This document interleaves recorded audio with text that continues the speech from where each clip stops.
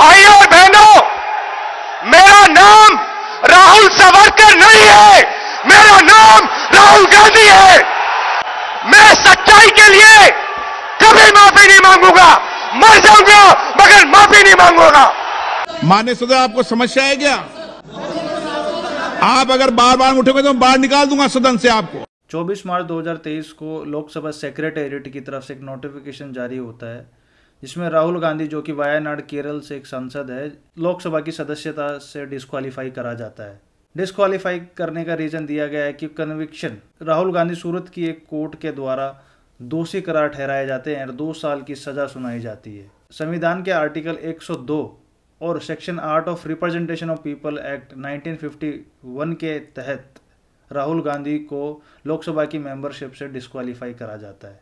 आइए देखते हैं कि राहुल गांधी को क्यों डिस्क्वालीफाई करा गया है। आज की वीडियो में देखेंगे कि डेफेमेशन क्या होता है, क्या मानहानि में क्रिमिनल केस भी हो सकता है, क्या मेंबर ऑफ पार्लियामेंट बनने की क्या क्वालिफिकेशन होती है, कैसे एक सिटिंग एमपी डिस्क्वालीफाई होता है, संविधान इसके बारे में क्या बोलता है। साथ में देखेंगे जजमेंट की कॉपी क्या है, आर्टिकल 102 क्या है, section 8 of representation of people act, ये सभी देखेंगे आज की वीडियो में। आइए आपको वो वीडियो दिखाते हैं। अच्छा, एक छोटा सा सवाल, इन सब के नाम, इन सब चोरों के नाम मोदी मोदी मोदी कैसे हैं? Nirav Modi, Lalit Modi, Narendra Modi. What is defamation? मानहानि क्या होता है? तो मानहानि का मतलब ये होता है कोई आपकी रेपुटेशन को नुकसान पहुंचाता है किसी झूठे स्टेटमेंट की वजह से, मतलब an injury to the reputation of a person resulting from a statement which is false. कोई झूठ बोल के आपकी रेपुटेशन को हानि पहुंचाना मानहानि कहलाता है। अब मानहानि 2 प्रकार की होती है, डेफेमेशन 2 प्रकार की होती है। एक डेफेमेशन अंडर टोर्ट, वो एक तरीके का सिविल नेचर का होता है, जिसमें कोई व्यक्ति आपके लिए गलत या झूठी चीज़ बोलता है, जिसके खिलाफ आप कोर्ट में जाके केस करते हैं, सिविल केस करते हैं, जिसमें आपको कंपनसेशन मिलता है। आप मानहानि का दावा करते हैं कि मुझे 2 करोड़ रुपए या 5 करोड़ रुपए का कंपनसेशन चाहिए। एक कैटेगरी डेफेमेशन की ये है। दूसरी कैटेगरी डेफेमेशन की क्रिमिनल केस की होती है। जी हाँ, criminal case. Section 499 and 500 of IPC talks about criminal nature of defamation. इस केस के अंदर 2 साल तक की सजा सुनाई जा सकती है कोर्ट के द्वारा। राहुल गांधी का केस सेम है, राहुल गांधी को 2 साल की सजा सुनाई गई है। He is been convicted under section 500 of the IPC. आइए देखते हैं एसेंशियल्स ऑफ डेफेमेशन, क्या चीज़ मिलके एक डेफेमेशन का केस बनता है।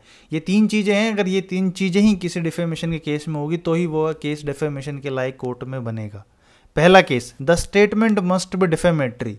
जो वाक्य उस व्यक्ति ने बोला गया किसी के खिलाफ, वो वाक्य मानहानि करना चाहिए, उस वाक्य को किसी की मानहानि करना चाहिए। तो इस केस में उसने बोला गया, राहुल गांधी के द्वारा बोला गया है कि नरेंद्र मोदी, ये जितने भी चोर होते हैं इनके सरनेम मोदी ही क्यों होते हैं। तो ये डिफेमेटरी है, ट्रू, क्योंकि उसने नरेंद्र मोदी के खिलाफ बोला कि नरेंद्र मोदी एक चोर है। तो नरेंद्र मोदी एक चोर, उसने प्रूव नहीं कर पाया कि वो एक चोर है, तो ये एक डिफेमेटरी स्टेटमेंट होगी। तो पहला एसेंशियल हमारा फुलफिल करता है। दूसरा एसेंशियल क्या है, the statement must refer to the plaintiff. अब यहाँ गौर करने वाली बात है कि बोला गया है मोदी कम्युनिटी को या फिर नरेंद्र मोदी को, लेकिन केस किसने करा है? केस करा है पूर्णेश भाई ईश्वर भाई मोदी ने। मतलब इसको पर्टिकुलरली नहीं बोला गया कि तेरे खिलाफ बोला गया, या तो बोला गया है नरेंद्र मोदी के खिलाफ या बोला गया मोदी एक कम्युनिटी को। तो ये व्यक्ति भी एक मोदी कम्युनिटी का है। तो एक वेल डिफाइंड प्रिंसिपल है, if a well defined class is defamed, every person of that class can file a complaint even if the defamatory imputation in question does not mention him by name. यदि किसी जाति विशेष या समूह के खिलाफ बोला गया तो उस समूह का कोई भी व्यक्ति जाके उसके खिलाफ केस कर सकता है, जैसा कि इस केस में हुआ जिसमें पूर्णेश भाई ईश्वर भाई मोदी ने केस करा राहुल गांधी के खिलाफ। तीसरा एसेंशियल होता है the statement must be published. मतलब वो जो व्यक्ति ने बोला है उसके बारे में लोगों को पता चलना चाहिए। तो दुनिया को पता चले, सोशल मीडिया के जरिए सभी को पता चल गया है कि राहुल गांधी ने नरेंद्र मोदी या मोदी कम्युनिटी के बारे में क्या बोला। तो ये सारे एसेंशियल फुलफिल करता है, hence he was guilty of defamation. अब देखते हैं सेक्शन 499 क्या बोलता है। 499 डिफाइन करता है डेफेमेशन को। 499 डेफेमेशन की डेफिनेशन देता है।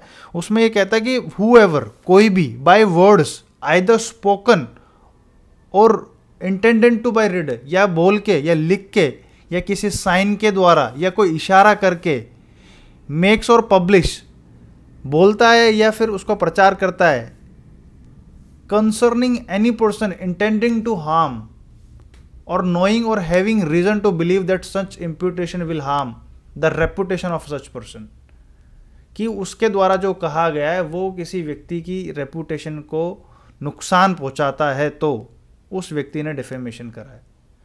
ये तो डिफेमेशन की परिभाषा थी, ये तो डिफेमेशन की डेफिनेशन थी। अब section 500 of the IPC talks about the punishment of the defamation. It's talk about the 2 years simple imprisonment और फाइन और बोथ। तो राहुल गांधी को 2 साल की सजा सुनाई गई है सेक्शन 500 के तहत।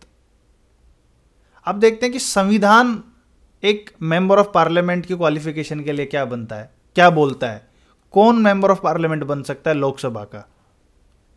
तो पहले के आर्टिकल 84 में दिया हुआ, आर्टिकल 84 में दिया हुआ है कि he should be a citizen of India, true. He should be make or subscribe to an oath or affirmation, या तो वो ओथ ले या तो अफर्मेशन ले, before the person authorise by the election commission.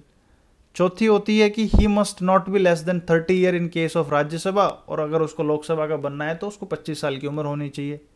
और he must possess other qualification prescribed by the parliament, और parliament भी कोई अलग से नियम बना सकती है क्वालिफिकेशन के। आगे देखते हैं डिस्क्वालिफिकेशन, कि कौन व्यक्ति या किस व्यक्ति की मेंबरशिप को कैंसिल कर दिया जा सकता है या कौन व्यक्ति मेंबर नहीं बन सकता। ये दिया हुआ है आर्टिकल 102 में।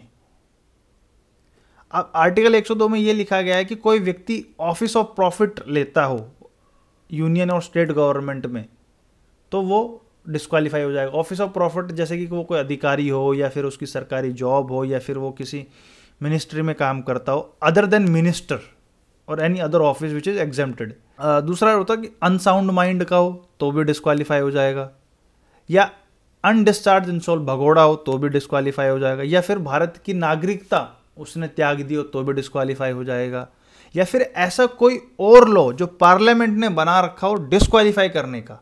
ये सब तो संविधान में दे रखा था, लेकिन पार्लियामेंट भी अपने हिसाब से लॉ बना सकती है कि ये चीज़ें डिस्क्वालीफाई करेगी कि व्यक्ति को। तो उसके अंदर देखते हैं पार्लियामेंट ने क्या लॉ बना रखा है। पार्लियामेंट ने लॉ बना रखा है कि the person must not have been found of guilty of certain election offences, मतलब वो इलेक्शन से जुड़े हुए कुछ अपराधों का दोषी नहीं पाना चाहिए उसको। दूसरा होता है कि वो किसी भी ऑफेंस में कन्विक्ट नहीं होना चाहिए जिसकी सज़ा 2 साल या उससे ज़्यादा हो। दोबारा रिपीट करता हूँ कि पार्लियामेंट ने एक लॉ बनाया डिस्क्वालिफिकेशन का, जिसमें section 8 of people or section 8 of representation of people act, which says that if a person convicted for any offenses whose quantum is more than 2 years of imprisonment or 2 year shall be disqualified for the membership of the parliament। तो यहाँ राहुल गांधी इस clause के तहत disqualify हो गए, किससे? लोकसभा की membership से।